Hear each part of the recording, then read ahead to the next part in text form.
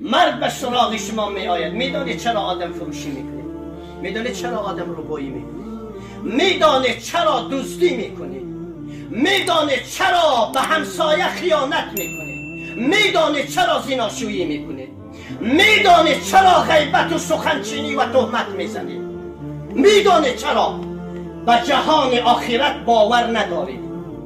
شما اگر به جهان آخرت باور داشته باشید، شما زنا نمی کنید، شما آدم نمی فروشید، شما آدم ربایی نمی کنید، شما دزدی نمی کنید، شما خیانت نمی کنید، شما به جهان آخرت ایمان ندارید. شما از من می ترسید و من از اون می ترسم.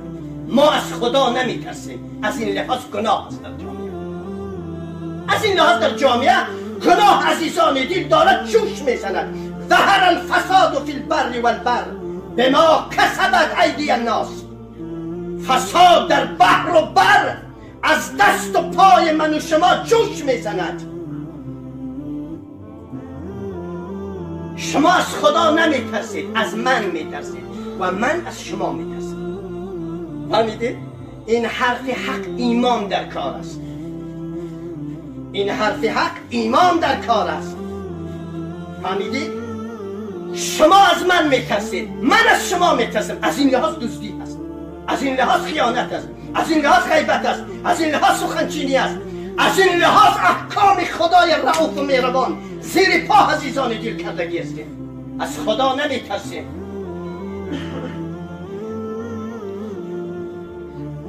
از خدا بترسید.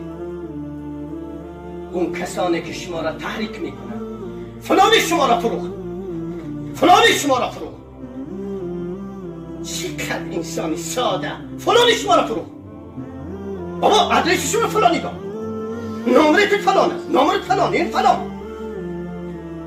این تکار بفرما، از خدا بترس. نفروش همسایت را، نفروش برادرت را، نکن خیانت به همسایه، نکن خیانت به ایمان، نکن خیانت به اسلام. از خدا عزیزی دلم بترس. خدا شما را نظارت دارد، نظارگر شما خدای رؤوف و مهربان.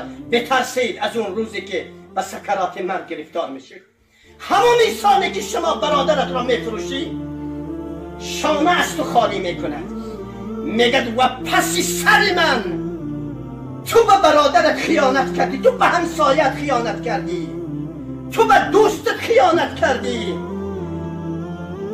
من خرسندم که مرگی تو زودتر آمد، ورنه تو فردا به منم خیانت میکردی.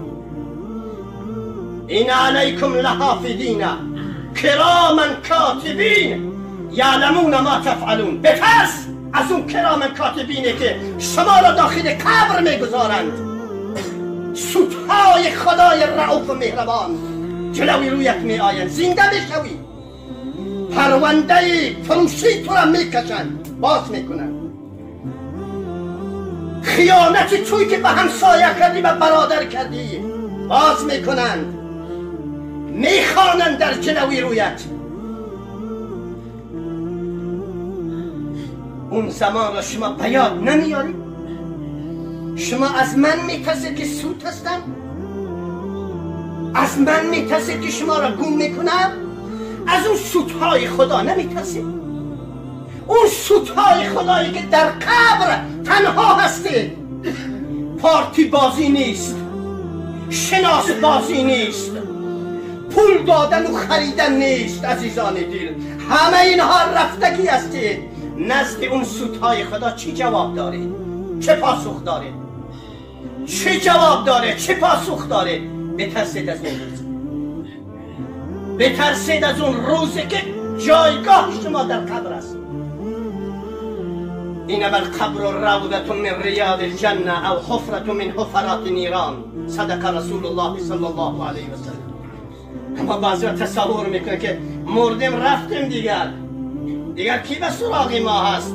کجا دیگر زنده میشه؟ نخیر، پیامبر خدا رهبر دینی فرموده است اینما القبر روضة من ریاض الجنه او حفرة من حفرات نیران. آره، قبر یا باغی از باغهای بهشت یا سیاه چال از سیاه چالهای جهنم است. یعنی چی؟ اون که از دهان خالی نیست. یا در جهان بهشت هستی یا در جهان دوزخ هستی. اون یه دنیای دیگر است. ظاهرش قبر است، ظاهرش کودال است، ظاهرش حفر است، ظاهرش جسد را اونجا میگذارن و بر سر و کلش سنگ خاک میریزن، اما حقیقتش اون یا دنیای بهشتی تو هست یا دنیای دوزخی تو هست، بستگی به اعمال تو هست. بهشتی باشید دنیای بهشت شما شروع شد، دوزخی باشید دنیای جهنم شما عزیزان دل آغاز می شود. وقتم تمام شد، عمر داره تمام می شود. مولوی تعبیر میکند وقت تمام شد، عمر داره تمام می شود. عقربه ساعت گردش دارد و میگوید که عمرت دارد نزدیک می شود به من حضرت عزرائیل علیه السلام. عمر شما دارد نزدیک می شود به ملاقات خدای رؤوف و مهربان. از این لحاظ عزیزان دل توبه بکنید، استغفار بکنید. وقتی صلح و آشتی با خدای رؤوف و مهربان است. بیشتر کسانی که در این قرنها به ملاقات خدای رؤوف و مهربان راه سپار میشن جوانان هستند. شما جوانان باید بیشتر توبه بکنید و استغفار بکنید. الشباب شعبة من الجنة. شما به مثل دیوانه هستید. من نگفتم پیامبر خدا است. جوانی یک شاخه از دیوانگی است. خون شما در گردش است، خون شما بجوش است. برای چی؟ شهوات نفسانی و شهوات عقلانی شما میگوید بسیار فرصت طلایی برای زیناشویی. زلیخاها در همه کوچه ها و خیابان ها و اسکاه ها و دچ ها و رستوران ها و طربخانه ها مثل چشمه های پرقدرت دارن میدرخشن، جوش بزنن. بسیار فرصت است برای زمینه زیناشویی. خون شما در گردش از بهوش بیایید، پشیمان میشید. خون شما بجوش است برای دزدی، برای آدم ربایی، برای عزیزان دل سایر رضایل اخلاق توبه بکنید، استغفار بکنید. فردا پشیمان میشه اما دیگر سودی نیست. الله رب العزت میدان عمل را برای همه من و شما باز بفرماید و کشتی نجات اسلام و مسلمین را به ساحل برساند.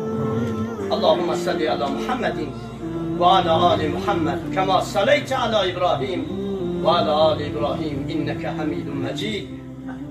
سبحان ربک رب العزة عما یصفون و سلام علی المرسلین و الحمد لله رب العالمین برحمتک یا دایم فصل بعد از نماز.